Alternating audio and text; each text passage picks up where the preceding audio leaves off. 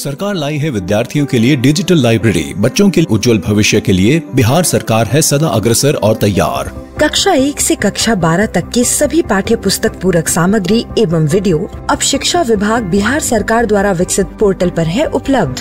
अध्ययन सामग्री देखने के लिए BEPCLOTS.bihar.gov.in पर विजिट करें अथवा एंड्रॉइड मोबाइल पर गूगल प्ले स्टोर से E-LOTS ऐप डाउनलोड करें। शिक्षकों, अभिभावकों एवं बच्चों से अनुरोध है कि इस ई-लाइब्रेरी का अधिक से अधिक लाभ उठाएं और अपनी पढ़ाई जारी रखें।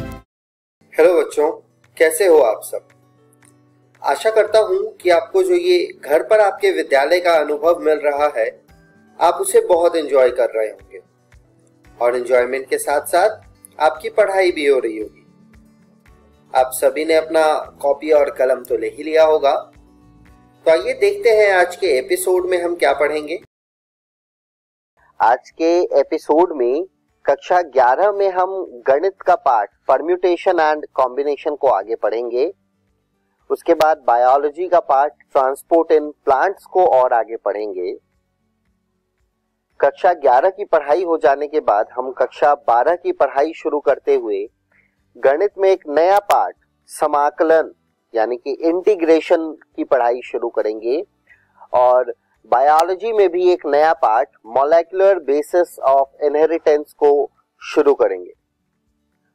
तो बच्चों अपना कॉपी और कलम ले लीजिए और हो जाइए तैयार। हम शुरू करते हैं आज का एपिसोड। नमस्कार दोस्तों, आज हम पढ़ेंगे क्रमचय एवं संचय भाग 5। तो चलिए शुरू करते हैं। इस वीडियो में हम देखेंगे संचय पर कुछ उदाहरण। तो उदाहरण नंबर 1, 2 पुरुषों और 3 महिलाओं के एक समूह से 3 व्यक्तियों की एक समिति बनानी है। यह कितने प्रकार से किया जा सकता है? इनमें से कितनी समितियां ऐसी हैं जिनमें 1 पुरुष तथा 2 महिलाएं हैं? तो आइए हल देख लेते हैं। तो कुल पुरुष यहां हुए 2 और कुल महिलाएं हुई 3। तो कुल संख्या हो गई 3 + 2 5। तो कुल 5 लोगों में से हमें 3 लोगों का चुनाव करना है। अतः अभिष्ट संचयों की संख्या हुई 5C3 बराबर है 5 फैक्टोरियल भाग 5 - 3 फैक्टोरियल इंटू 3 फैक्टोरियल, जो कि बराबर होगा 10 के। अब चलिए प्रश्न के दूसरे भाग पर चलते हैं। अब हमें ऐसी समितियां बनानी है जिनमें 1 पुरुष तथा 2 महिलाएं हैं। अतः समितियों की अभिष्ट संख्या हुई 2C1 इंटू 3C2, जिसका तात्पर्य यह है कि 2C1 यानी 2 पुरुषों में से 1 का चुनाव और 3C2 इसका मतलब है 3 महिलाओं में से 2 का चुनाव। अब इसे सॉल्व करते हैं तो यह आएगा 2 फैक्टोरियल भाग 2 - 1 factorial into 1 factorial into 3 factorial भाग 3 - 2 फैक्टोरियल इंटू 2 फैक्टोरियल, जो कि 6 के बराबर है। अब चलिए अगले उदाहरण की तरफ। उदाहरण 2 है 52 ताश की एक गद्दी से 4 पत्तों को चुनने के तरीके की संख्या क्या है? इन तरीकों में से कितनों में 4 पत्ते एक ही प्रकार के हैं? दोस्तों, सबसे पहले हम ताश के पत्तों के बारे में विस्तार से जान लेते हैं। तो कुल पत्ते होते हैं 52, जिसमें 26 काले तथा 26 लाल पत्ते होंगे। अब इन 26 काले पत्तों में 13 पत्ते हुक्म के होंगे तथा 13 पत्ते चिड़ी के होंगे। ठीक उसी प्रकार उन 26 लाल पत्तों में 13 पत्ते पान के होंगे और 13 पत्ते ईंट के होंगे। अब यहां ध्यान दीजिए इन चारों प्रकार के पत्तों में तीन तीन तरीके के चित्र वाले ताश के पत्ते होंगे, यानी किंग, क्वीन और जैक, मतलब बादशाह, रानी और गुलाम। अतः 52 ताशों की एक गद्दी से 4 पत्तों को चुनने की अभिष्ट संख्या क्या होगी?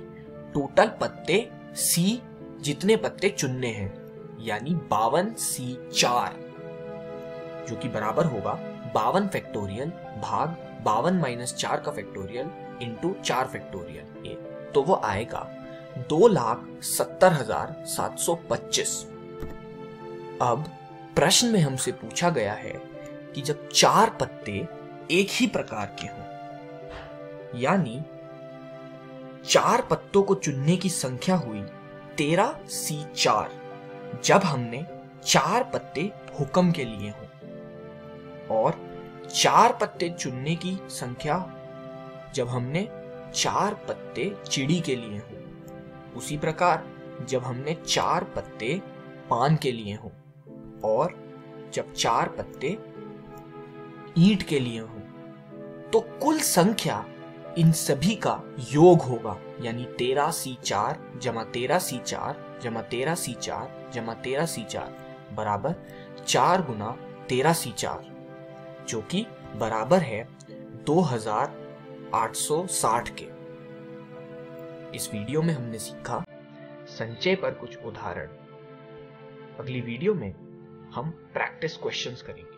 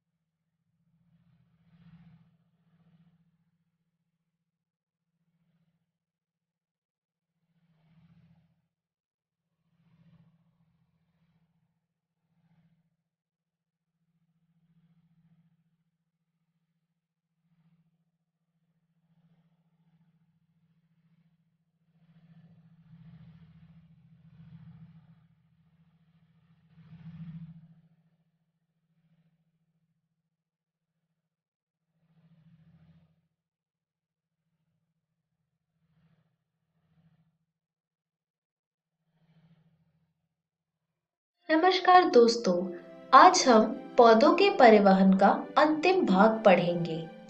इस वीडियो में हम पढ़ेंगे खजिन आयनों का उत्ग्रहण एवं संचरण, फ्लोएम परिवहन, दाब प्रवाह या सामूहिक प्रवाह परिकल्पना। खजिन आयनों का उत्ग्रहण एवं संचरण। पौधे अपनी कार्बन एवं अधिकतर ऑक्सीजन की आवश्यक मात्रा वातावरण से उपलब्ध कार्बन डाइऑक्साइड से प्राप्त करते हैं।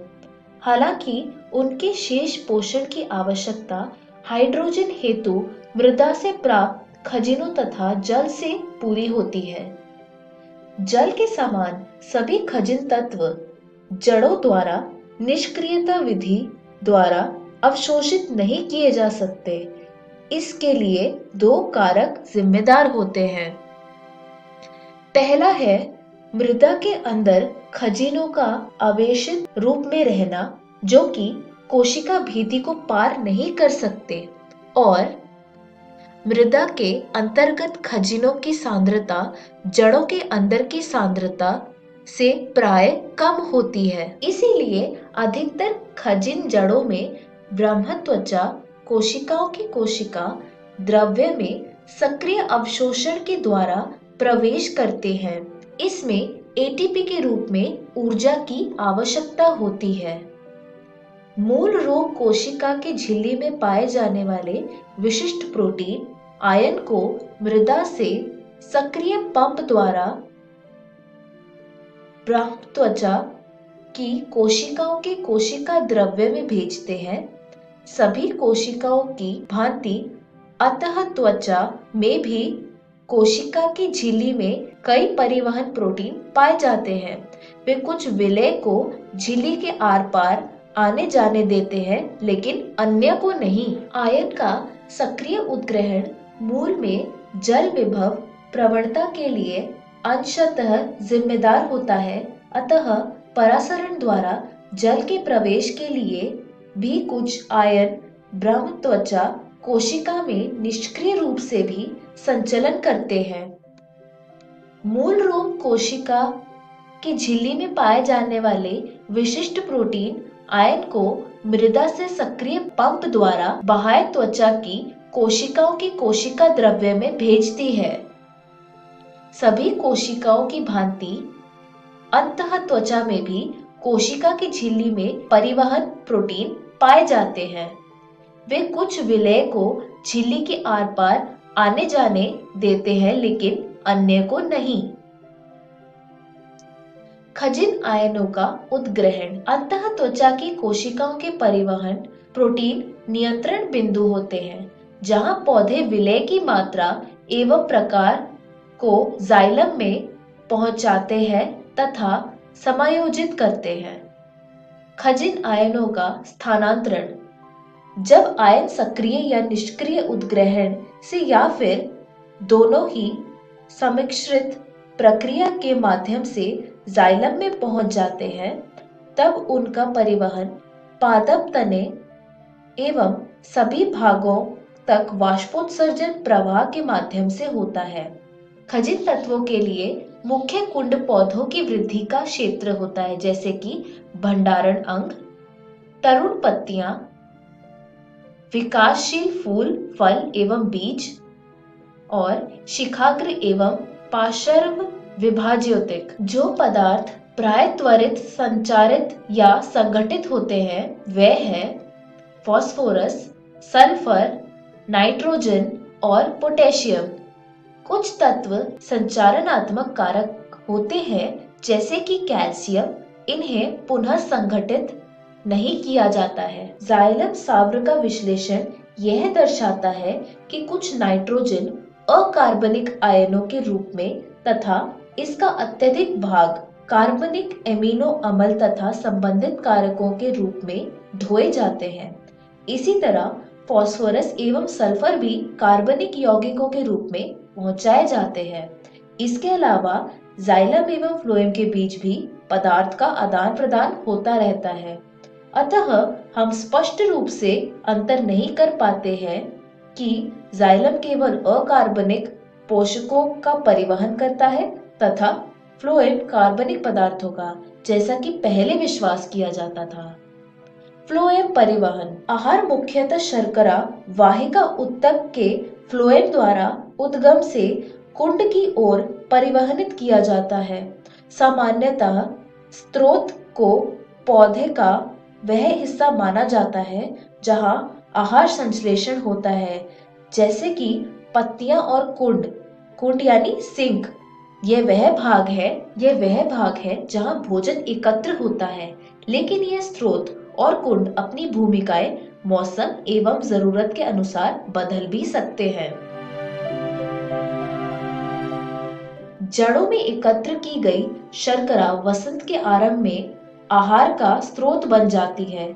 इस समय पादपों पर नई कलियां कुंड का काम करती है। प्रकाश संश्लेषण साधनों की वृद्धि एवं परिवर्धन हेतु ऊर्जा की आवश्यकता होती है। चूंकि स्रोत और कुंड का संबंध परिवर्तनशील है, अतः गति की दिशा ऊपर या नीचे की ओर अर्थात दो तरफा हो सकती है। जाइलम के साथ ये विपरीत है, जहां गति सदैव नीचे से ऊपर की ओर एक दिशा में होती है। यद्यपि बाष्पोत्सर्जन का जल एक तरफा प्रवाह से ऊपर की ओर एक दिशा में जाता है। यद्यपि बाष्पोत्सर्जन का जल एक तरफा प्रवाह करता है, किंतु फ्लोएम के रस में भोजन का परिवहन सभी दिशाओं में होता है, जब तक स्रोत और कुंड शर्करा का उपयोग, संग्रहण तथा अपादान में सक्षम हो। फ्लोएम रस में मुख्यतः जल और शर्करा होते हैं, लेकिन अन्य शर्कराएं, हार्मोन तथा अमीनो अम्ल आदि भी फ्लोएम द्वारा स्थानांतरित होते हैं।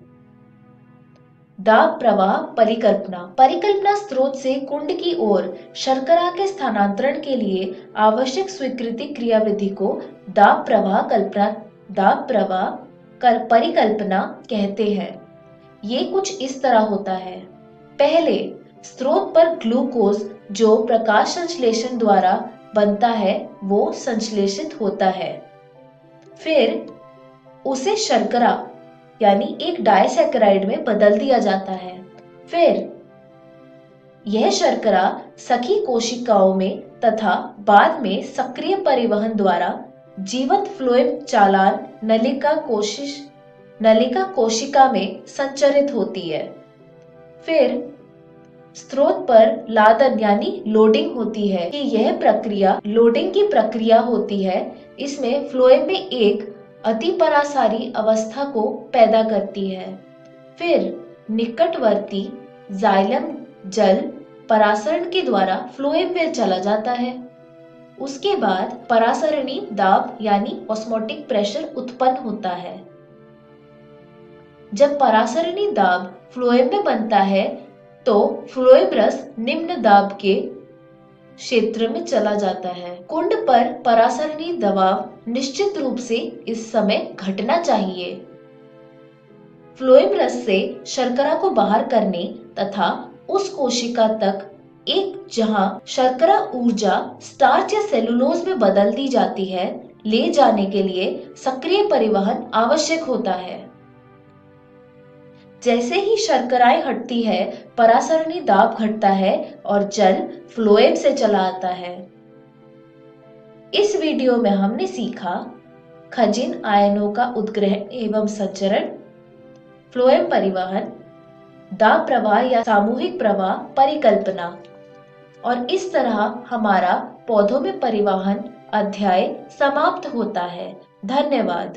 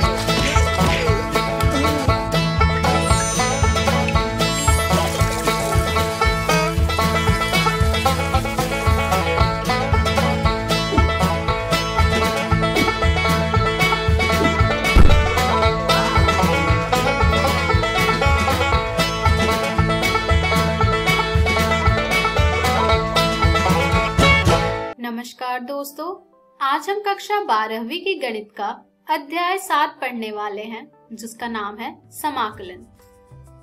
इस अध्याय को दोस्तों हमने 10 भागों में बांटा है।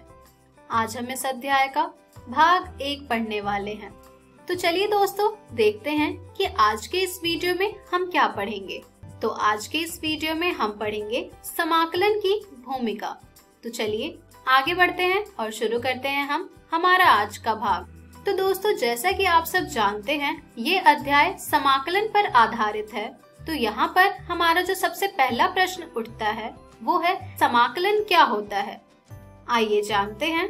वे सभी फलन जिनसे हमें एक फलन उनके अवकलज के रूप में प्राप्त हुआ है, फलन के प्रति अवकलज कहलाते हैं और प्रति अवकलज ज्ञात करने का यह प्रक्रम समाकलन करना कहलाता है। अर्थात अवकलन के व्युत्क्रम प्रक्रम को समाकलन कहते हैं। यानी कि अगर किसी फलन का अवकलज हमें प्राप्त हुआ है fx, तो इस अवकलन के व्युत्क्रम प्रक्रम होगा y बराबर समाकलन fx dx। आइए जानते हैं अब कि ये जो y बराबर समाकलन fx dx है, ये सभी क्या है। तो ये जो y बराबर समाकलन fx dx है, इसमें ये जो समाकलन fx dx है, ये कहलाता है हमारा फलन f का x के सापेक्ष समाकलन। इसके बाद हमारा जो ये fx है, ये कहलाता है समाकल्य। इसके बाद ये जो हमारा x है, ये कहलाता है समाकलन का चर। इसके बाद f का समाकलन कहलाता है एक फलन f जिसके लिए f' बराबर है fx के। इसी प्रकार से समाकलन का अचर कहलाता है कोई भी वास्तविक संख्या जिसे अचर फलन कहते हैं। तो दोस्तों ये थी थोड़ी बहुत जानकारी समाकलन पर आधारित। चलिए कुछ और जानकारी प्राप्त करते हैं समाकलन पर। तो दोस्तों यहाँ तक आपने ये सीखा कि समाकलन fx dx बराबर होगा fx योग c के। आइए अब ये जानते हैं हम कि यहाँ पर हम योग c क्यों लिखते हैं। यदि आपसे कहा जाए कि अवकलज ज्ञात करने का x घन का, तो ये जब आप ज्ञात करेंगे तो आपको क्या प्राप्त होगा। दोस्तों जब आप इसका अवकलज ज्ञात करेंगे तो आपको प्राप्त होगा ये 3 गुने x वर्ग। इसी प्रकार से अगर आपको अवकलज ज्ञात करने को कहा जाए x घन घटा 100 का, तो इसका अवकलन जब आप प्राप्त करेंगे तो आपको प्राप्त होगा 3 गुने x की घात 2। इसी प्रकार से अगर आपको कहा जाए अवकलज ज्ञात करने का x घन घटा 30 का, तो इसका भी जब आप अवकलन ज्ञात करेंगे तो आपको प्राप्त होगा ये 3 गुने x की घात 2। यानी कि इन सभी फलन के जब आप अवकलज ज्ञात करेंगे तो आपको 3 गुने x की घात 2 ही प्राप्त होगा। लेकिन आपको दिख रहा होगा कि किसी किसी फलन में कुछ अचर संख्याएं हैं जो जुड़ रही हैं या घट रही हैं। तो दोस्तों इन संख्याओं के लिए हम समाकलन में प्रयोग करते हैं अचर संख्या का, जो कि है c। तो दोस्तों जब हम समाकलन ज्ञात करेंगे 3 गुने x की घात 2 dx का, तो यहाँ पर समाकलन ज्ञात करने के बाद हम उसमें एक अचर संख्या जोड़ेंगे जो कि होगी c, और समाकलन 3 गुने x की घात 2 dx का हमें प्राप्त होगा x घन योग c, और ये c कहलाएगा हमारा समाकलन अचर।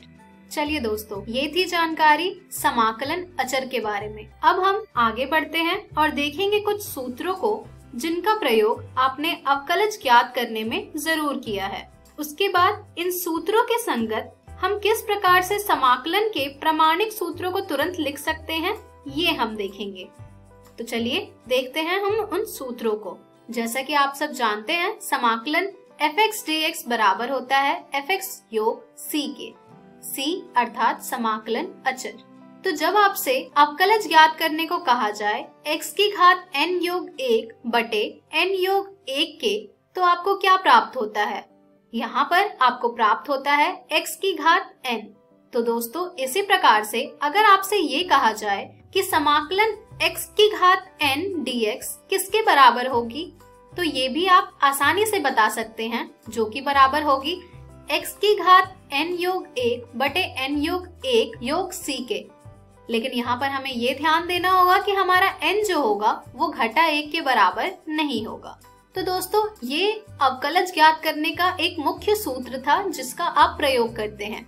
यहाँ पर आपने देखा कि किस प्रकार से हमने इसका समाकलन भी ज्ञात किया। चलिए कुछ और सूत्र हैं जिनका भी हम समाकलन ज्ञात करेंगे इसी प्रकार से। जैसा कि आप सब जानते हैं, साइन एक्स का अवकलज बराबर होता है कॉस एक्स के। इसी प्रकार से अगर आपसे कहा जाए कॉस एक्स dx का समाकलन ज्ञात करने का, तो वो क्या आ जाएगा? वो आ जाएगा साइन एक्स योग c।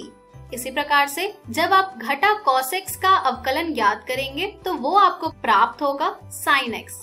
और इसी प्रकार से जब आप साइन एक्स dx का समाकलन करेंगे तो आपको प्राप्त होगा घटा कॉस एक्स योग c। इसी प्रकार से जब आप tan x का अवकलन ज्ञात करेंगे तो आपको प्राप्त होता है sec वर्ग x।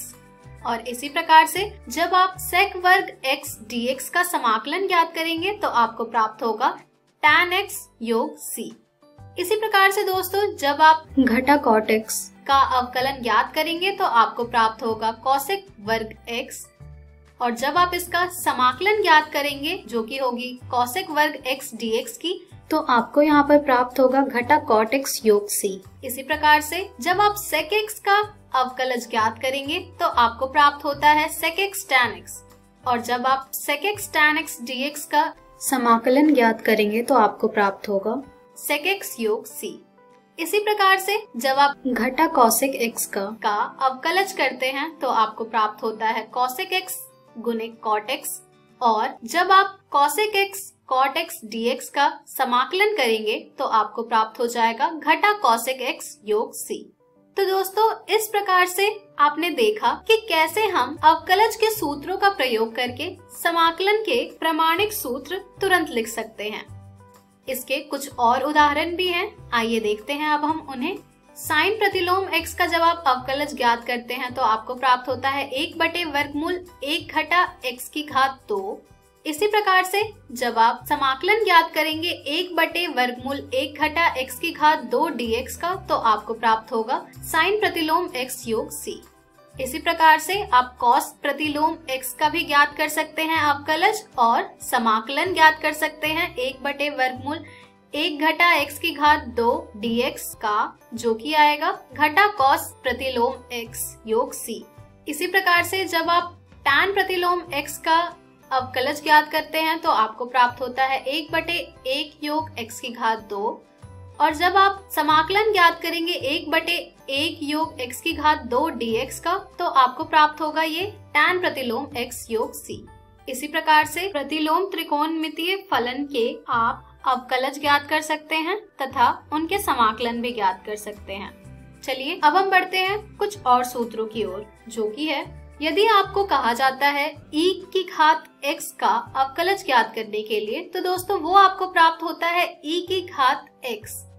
इसी प्रकार से अगर आपसे कहा जाए e की घात x dx का समाकलन ज्ञात करने के लिए, तो दोस्तों यहाँ पर भी आपको प्राप्त होगा ये e की घात x योग c। इसी प्रकार से जब आप log x का अवकलज ज्ञात करते हैं तो आपको प्राप्त होता है 1/x। और जब आपसे 1/x dx का समाकलन ज्ञात करने को कहा जाए तो वो क्या आ जाएगा आपका? वो भी आ जाएगा log x योग c। इसी प्रकार से जब आप a की घात x बटे log a का अवकलज ज्ञात करते हैं तो आपको प्राप्त होता है ये a की घात x।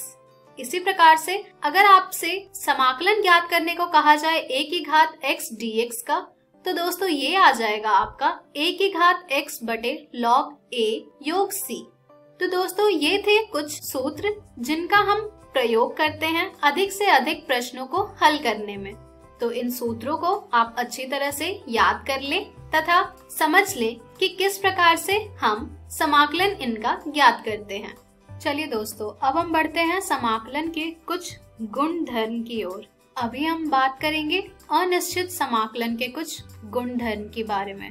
हमारा सबसे पहला गुणधर्म होगा समाकलन fx योग gx dx बराबर होता है समाकलन fx dx योग समाकलन gx dx के।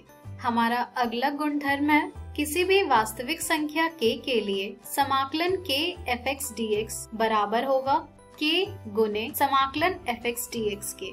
हमारा अगला गुणधर्म है अधिक व्यापकतः यदि f1, f2, f3 इसी प्रकार से fn फलन है तथा k1, k2 इसी प्रकार से kn वास्तविक संख्याएं हैं, तो समाकलन k1 f1x योग k2 f2x योग इसी प्रकार से kn fnx पूरे का dx बराबर होगा k1 गुने समाकलन f1x dx योग k2 गुने समाकलन f2x dx योग इसी प्रकार से kn गुने समाकलन fnx dx के। तो दोस्तों, ये कुछ अनिश्चित समाकलन के गुण धर्म है जिनका हम प्रयोग करेंगे हमारे प्रश्नों को हल करने में।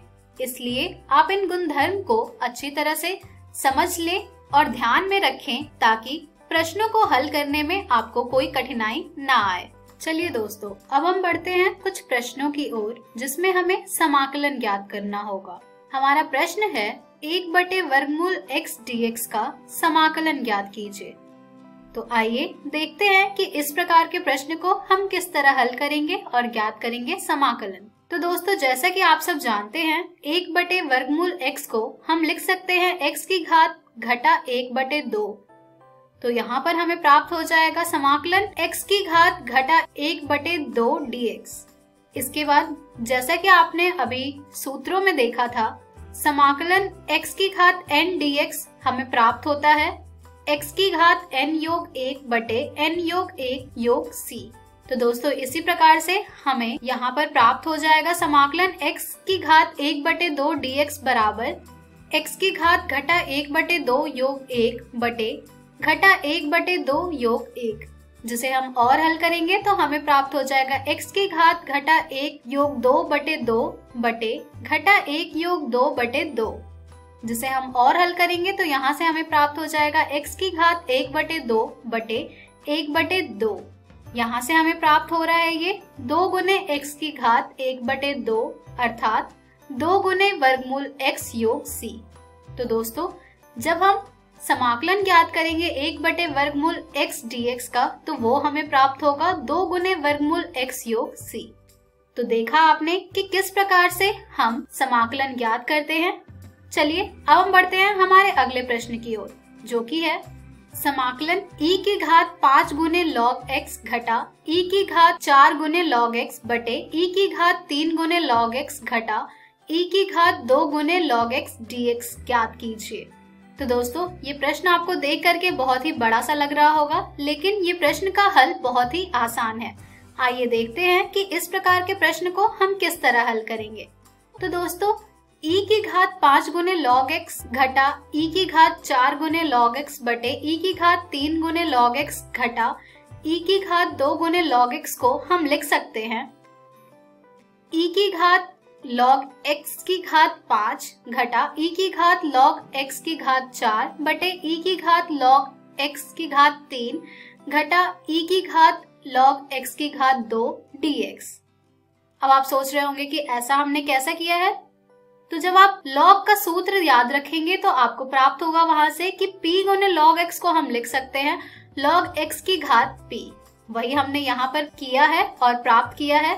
चलिए अब हम बढ़ते हैं हमारे अगले चरण की ओर, जो कि होगी समाकलन x की घात 5 घटा x की घात 4 बटे x की घात 3 घटा x की घात 2 dx। अब आप सोच रहे होंगे कि ये हमने कैसे लिख दिया। तो दोस्तों, log फलन का एक और सूत्र होता है, जो कि है कि अगर हमें log x की घात p दिया हुआ है तो उसे हम लिख सकते हैं बराबर x की घात p के। वही चीज हमने यहाँ पर भी करी है। तो हमें यहाँ पर प्राप्त हो रहा है e की घात log x की घात 5 घटा e की घात log x की घात 4 बटे e की घात log x की घात 3 घटा e की घात log x की घात 2 dx बराबर समाकलन x की घात 5 घटा x की घात 4 बटे x की घात 3 घटा x की घात 2 dx। अब यहाँ से ये प्रश्न बहुत ही आसान सा हो गया है। चलिए बढ़ते हैं इसके अगले चरण की ओर, जिसमें हम यहाँ पर अब उभयनिष्ठ लेंगे।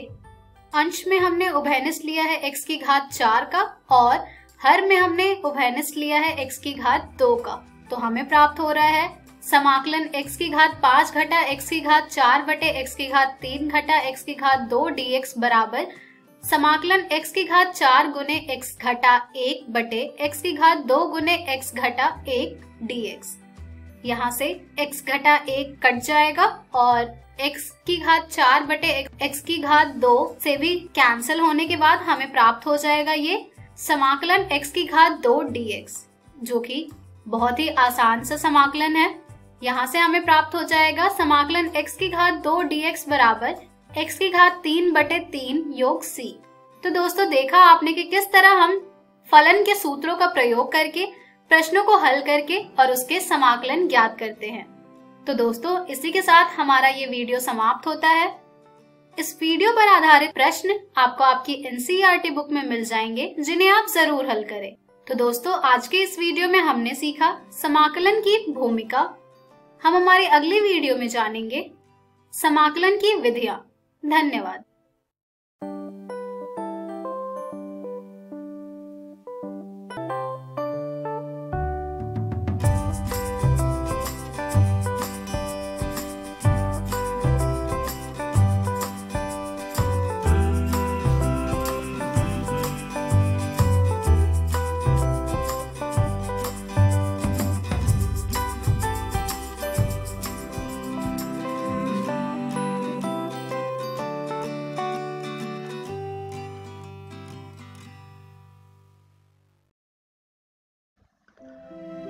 हेलो दोस्तों, जीव विज्ञान के इस वीडियो में आपका स्वागत है।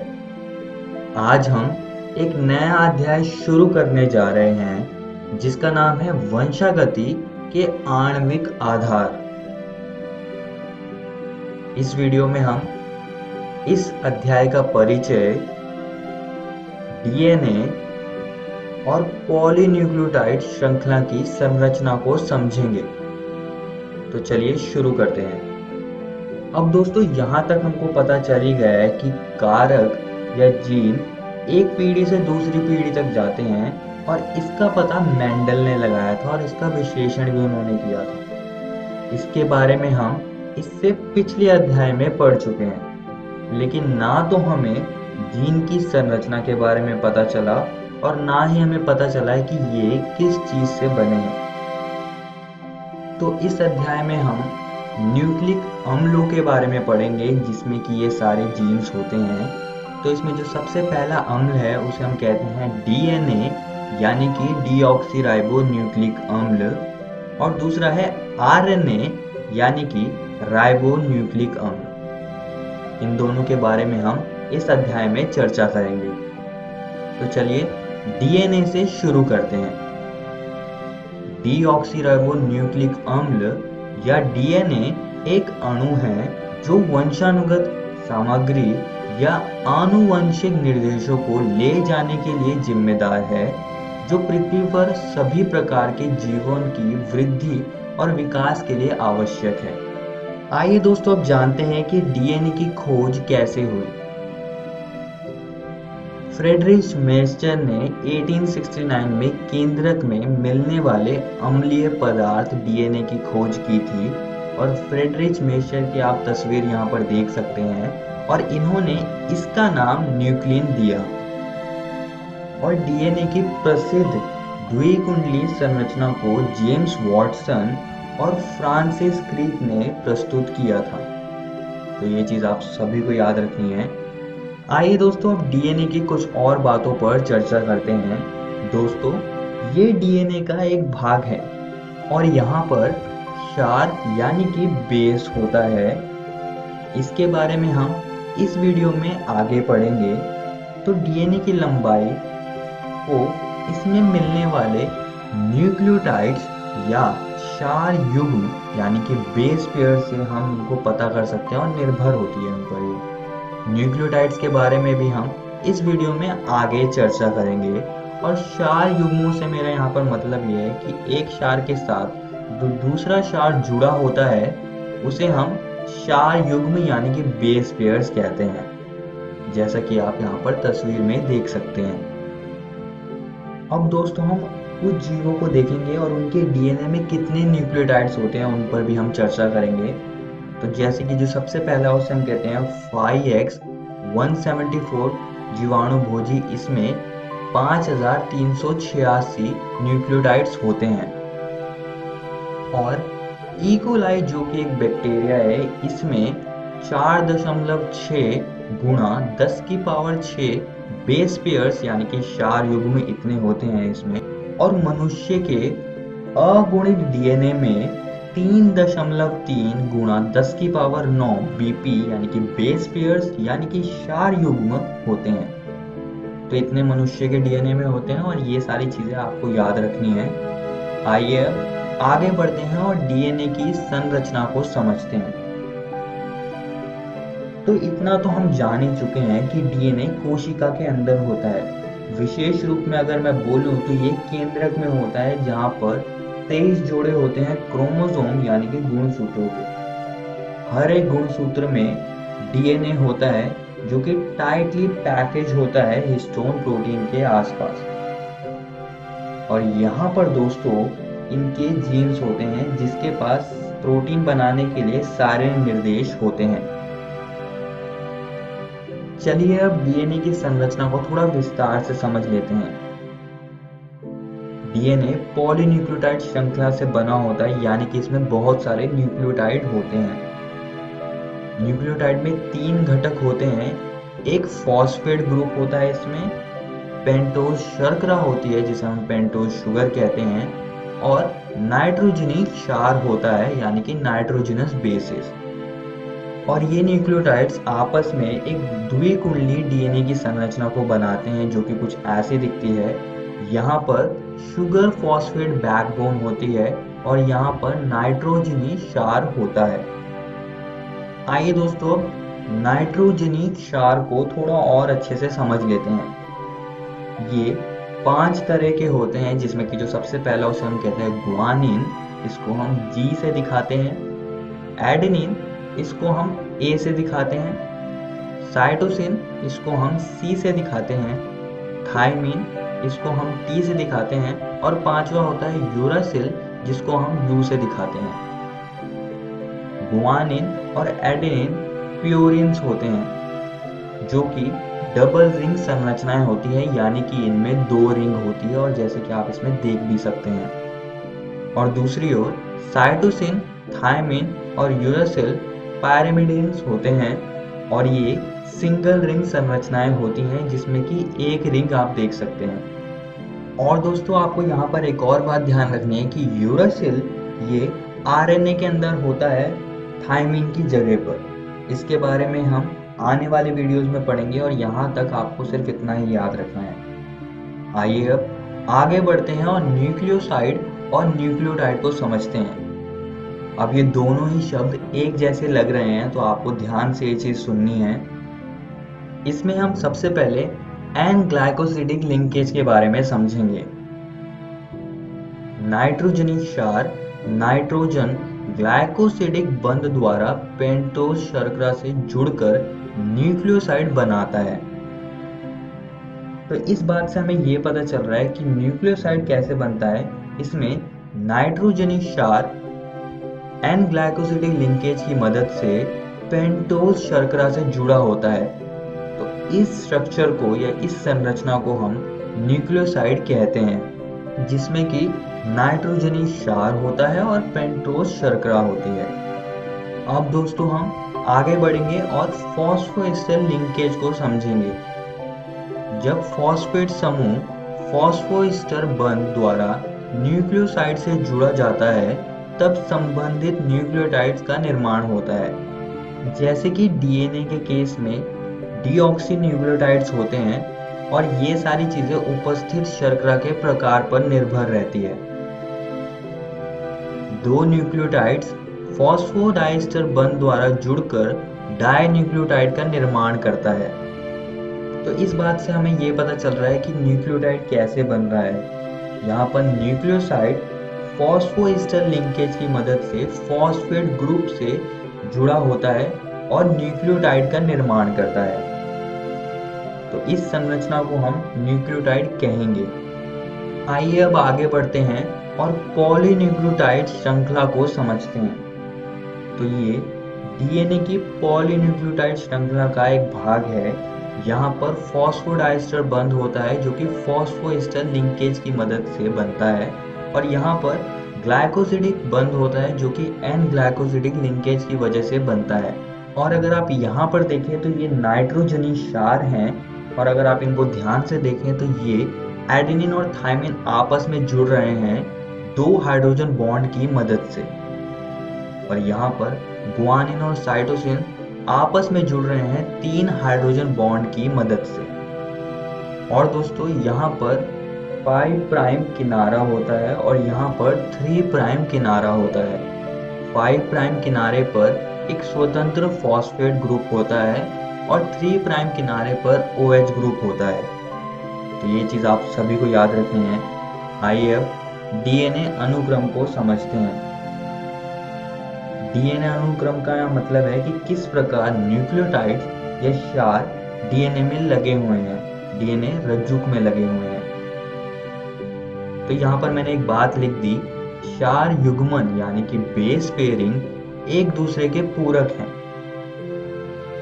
अब इस बात से हमें क्या पता चल रहा है, चलिए हम इसको एक उदाहरण से लेते हैं। यहाँ पर मैंने एक डीएनए रज्जुक का अनुक्रम लिख दिया है। तो अगर आप इसको ध्यान से पढ़े, क्षार युग्मन एक दूसरे के पूरक हैं। तो इस बात से हम इसके दूसरे रज्जुक का अनुक्रम का हम पता लगा सकते हैं, उसकी हम कल्पना कर सकते हैं कि उसका सीक्वेंस या अनुक्रम क्या होगा। तो आप इसकी कल्पना कीजिए और इसको कॉपी में लिखने की कोशिश कीजिए। हाँ, तो इसके जो दूसरे रज्जुक का जो अनुक्रम होगा वो होगा ये, क्योंकि यहाँ पर लिखा है कि क्षार युग्मन एक दूसरे के पूरक हैं और हमको पता है कि एडेनिन थायमिन से हमेशा जुड़ता है और साइटोसिन गुआनिन से जुड़ता है। तो ऐसे करके हमने दूसरे डीएनए रज्जुक का अनुक्रम पता कर लिया है। और आप यहाँ पर एक और चीज देख सकते हैं कि दोनों श्रृंखला प्रति समानांतर ध्रुवणता वाली हैं। इसका मतलब है कि एक श्रृंखला की ध्रुवणता 5 प्राइम से 3 प्राइम की ओर होगी तो दूसरी की ध्रुवणता होगी 3 प्राइम से 5 प्राइम की ओर। तो ये चीज आप सभी को याद रखनी है। चलिए अब आगे बढ़ते हैं और सेंट्रल डोग्मा को समझते हैं।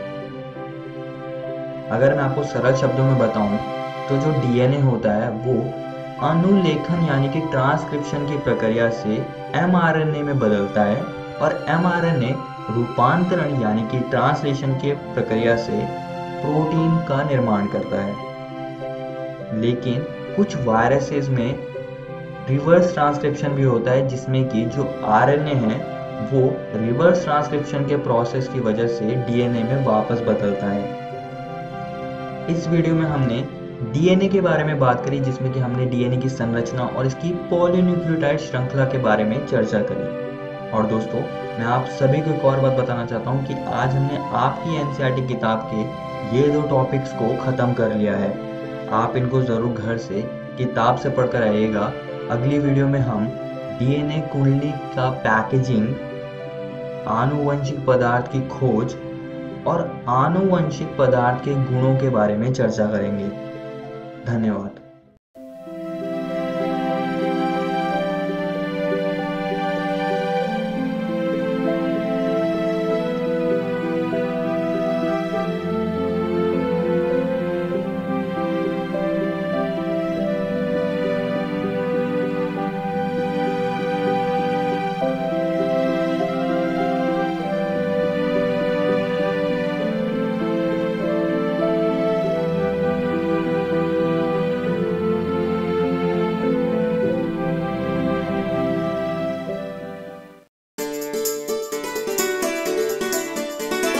डर से नहीं तैयारी से आगे कदम बढ़ाना है।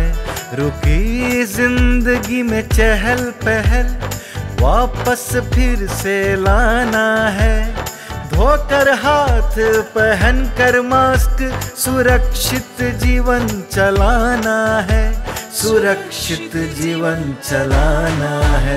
डर कर नहीं तैयारी से आगे कदम बढ़ाना है। डर कर नहीं तैयारी से आगे कदम बढ़ाना है। रखेंगे 2 गज की दूरी, सबको पौष्टिक आहार खिलाएंगे, बच्चों और बूढ़ों का करेंगे ख्याल। रोगी नहीं, रोग से लड़ कोरोना को हराएंगे। स्वास्थ्य केंद्र फिर से खुल गए, जिनका लाभ उठाना है।